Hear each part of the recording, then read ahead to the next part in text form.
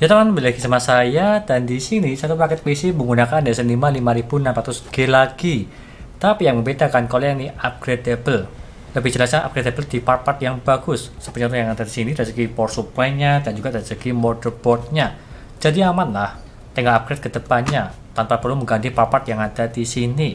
Dan juga di sini agak over sedikit, masih di bawah 6 juta lah, atau lebih tepatnya di 5.770.000 untuk part-part yang ada di sini semua. Ryzen 5 5600G dan juga eGPU dan tampilan casing berwarna hitam RGB sebagai contoh yang ada di sini. Dan juga hemat budget dari segi casingnya. Dan apakah ini worth it atau tidak di harganya? Kurang lebihnya seperti itu. Dan sebelum itu, sebelum saya jelaskan apa saja spesifikasi yang ada di sini dan juga mereviewnya, jangan lupa klik subscribe di pojokan bawah tuh ya, tinggal diklik seperti itu. Lanjut yang pertama dari segi prosesornya dulu yang ada di sini. Aku tuh membelinya yang Try 5600G supaya lebih murah dan juga hemat budget lah. Yang dimana kalau membeli box terpaut di 200.000 dan lebih baik dananya tersebut dialokasikan ke CPU cooler supaya lebih bagus performa dan juga tampilannya seperti contoh yang ada di sini. Ryzen 5 5600G menggunakan eGPU Vega 7 6 core 12 thread udah lebih dari cukup untuk kedepannya. Untuk upgrade maupun lebih bagus tinggal ditambah GPU untuk yang ada di sini rakitan PC-nya di harga 1.790.000 untuk Ryzen 5 5600G yang Try. Dan selanjutnya saya menggunakan ini maupun dari ASRock B550M Pro 4. Kalau yang ini lebih bagusan daripada yang sebelumnya, serinya A520 lah. Tapi kalau yang ini B550M di harga 1.580.000. Nggak masalah juga kalau yang itu, dia tuh sudah super Ryzen 5 5000 series. Kalau bisa ke depannya menggunakan Ryzen 7, Ryzen 9 masih bisa lah untuk yang ini, masih bisa di handle. Berbeda seperti serinya A520. Kalau yang ini lebih bagus dan juga tampilannya di sini itu berwarna putih dan cakep lah, banyak supportnya dari segi colokan 3 pin RGB maupun yang lainnya untuk buku yang ada di sini ya, bagus sih. B550M di harga terjangkau juga, hampir di 1,6 juta. Dan selanjutnya saya menggunakan RAM dari Kiostrigian. Untuk yang ini berwarna hitam di harga terjangkau juga, cuma di 550.000. 16GB 3200 untuk kecepatannya ya, cukup sih untuk ini. Kalau bisa ke depannya tinggal tambah aja di bagian slotnya ini, atau 4 slot ditambah aja RAM-nya sehingga menjadi 4 slot RAM yang ada di sini supaya full 32GB. Untuk upgradable ke depannya menggunakan yang ada di sini. Ini juga terbilang murah, jadi ya wajar sih. Harga yang masih di bawah 6 juta untuk total rakitan yang ada di sini ya, masih hemat budget lah untuk itu. Dan selanjutnya saya menggunakan SSD SATA 3. Untuk yang ini mereknya Venom RX 512GB. Udah saya tancapkan di bagian dalam sini di bracket casingnya, jadi nggak kelihatan ada segi belakangnya yang ada di sini. Meskipun di sini bolong-bolong ya, nggak kelihatan, tapi saya memakai ini di harga 500 ribuan untuk ini Venom RX 512GB untuk mengisi Windows dan juga beberapa game udah lebih dari cukup. Garansinya 3 tahun dari Asia Raya ya, ini simple sih untuk garansinya. Dan yang dimana harga SSD sekarang pada naik-naiknya semua, SSD biasa maupun NVMe ya. Jadi kalau yang ini pilihan murah garansi aman ya, ini sih pakainya Venom RX. Dan selanjutnya saya tuh menggunakan power supply dari MSI MAG AB550MPN di harga 750.000. Emang agak over ya dari segi power supply-nya, yang dimana supaya lebih aman dan juga kualitasnya ini bagus sih dari mereknya MSI dan juga bisa upgradable ke depannya. Kalau misal menggunakan RX 6600 maupun yang serinya XT dan juga RTX 4060, ini juga bisa lah untuk menghandle-nya, maupun RTX 3050 sampai 3060 karena dayanya masih hemat lah, yang menggunakan 8 pin aja, jadi aman untuk upgradable ke depannya, apalagi ini mereknya bagus dari MSI. Dan tampakannya di bagian samping sini ya, ada kayak stikernya. Dan selanjutnya saya tuh menggunakan ini CPU cooler dari PC Cooler R300 ARGB. Penampakannya di bagian sini, dia tuh kecil 9 cm, tapi fan-nya tersebut itu ARGB, bisa diganti warnanya melalui software dari Bobo kalian kalau support 3 pin ARGB. Dan juga video review yang sudah saya tayangkan sih di video sebelumnya untuk yang ini, terkhususnya di PC Cooler R300 CPU coolernya menggunakan 3 pipa di harga terjangkau cuma di 180 ribuan untuk yang ini. Dan apakah bisa mendingan Ryzen 5 5600G, di atas nanti dari segi akhir video di suhunya. Dan selanjutnya saya menggunakan casing dari PC Cooler yang ada di sini. Serinya adalah C3B310 untuk namanya kalau nggak salah ya. Di harga sangat murah sih, 430.000, udah free 4 fan RGB di bagian depan 3, di bagian belakang 1, dan juga ini boxnya ya. Padahal ini itu harganya satuannya di 40.000. Kalau dikali 4 ya 160.000 lah. Tapi kalau yang ada di sini udah dikasih free bonusnya, jadi emang murah banget ya.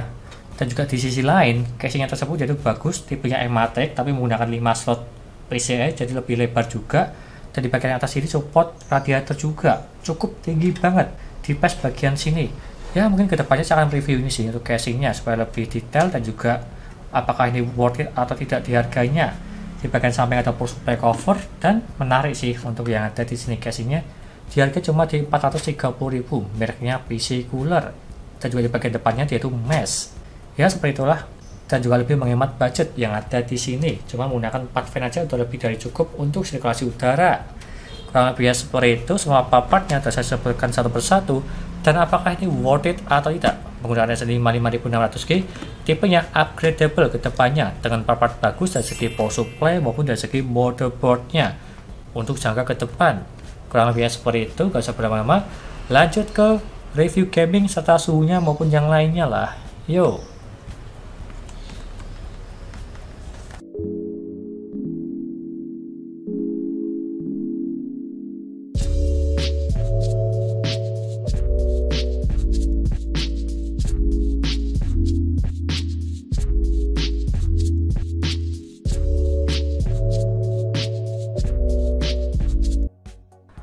Lanjut yang pertama, dari segi HD Sentinel, untuk mengecek performa, kesehatan, serta suhunya dari segi SSD Phenom RX.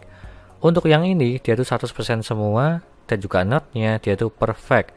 Serta suhunya, di 40 derajat terbilang ini standar dingin pada umumnya, di kalangan semua SSD. Jadi bisa dibilang ini bagus. Lanjut ke Crystal Disk Mark, untuk mengecek kecepatan dari segi SSD Phenom RX. Untuk yang ini membaca mendapatkan di 492. Dan juga menulisnya di 483. Dan kalau kita bandingkan yang ada di website yaitu up-to-nya 550 per 450. Dan kalau kita bandingkan dari segi membacanya dia itu kurang di 50-an, kalau menulisnya dia itu melebihi 33. Jadi bisa dibilang ini udah bagus lah, yang dimana tersebut hampir menyerupai semua dari segi kecepatannya. Lanjut ke HP monitor menggunakan PC Cooler R300 untuk mendinginkan Ryzen 5 5600G.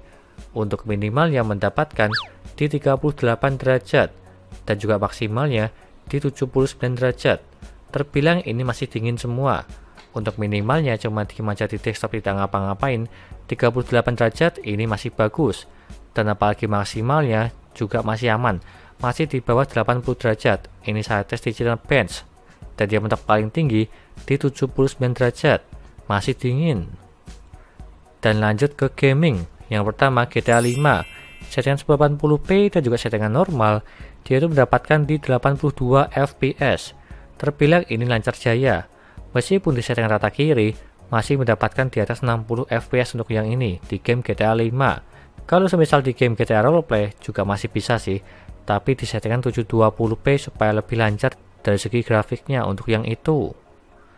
Dan lanjut ke Genshin Impact, settingan 1080p dan juga settingan low mendapatkan di 52 fps. Terbilang ini masih aman, hampir menyentuh di 60 fps. Di gamenya Genshin Impact, settingan rata kiri masih cukup nyaman aja untuk yang ini. Yang penting masih di atas 30 fps. Dan lanjut di game Valorant, settingan 1080p dan juga settingan high mendapatkan di 164 fps. Ini pun juga lancar jaya, yang dimana gamenya tersebut terbilang ringan, settingan rata kanan mendapatkan di atas 150 fps. Kalau Valorant ya pastinya aman lah di semua spek PC, termasuk yang ini. Dan lanjut ke Dota 2, settingan 1080p dan juga settingan low mendapatkan di 91 fps. Ini pun juga lancar jaya, masih mendapatkan di atas 60 fps di settingan low. Kalau semisal di settingan medium, bisa mendapatkan di 50 sampai di 60 fps. Jadi tergantung selera kalian, pilih low atau di medium.